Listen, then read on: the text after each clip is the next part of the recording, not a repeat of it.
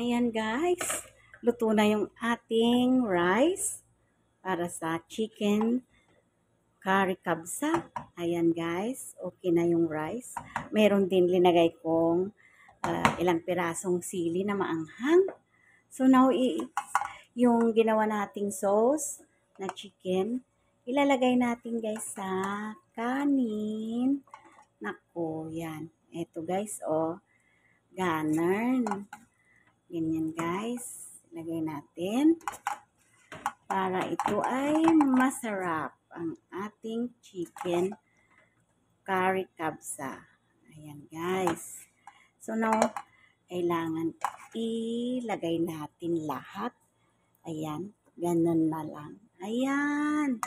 So yummy ang ating chicken curry kabsa. Ayan guys. So, ayan, okay na siya. Lagyan natin guys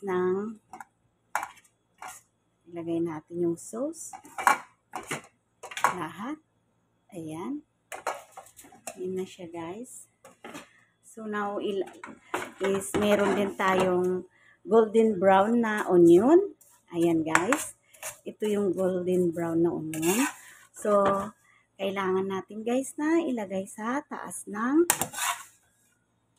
manok. Ayan. Super yummy guys.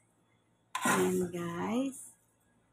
Yum yum. Nam. Ayan guys. Then, tapos na siya. Nam.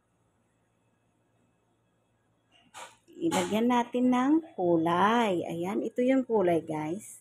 Ayan. Huwag natin damihan. Ayan. Okay na yan guys. So, ayan. Pwede na nating takpan para mag-steam ang rice. Ayan guys.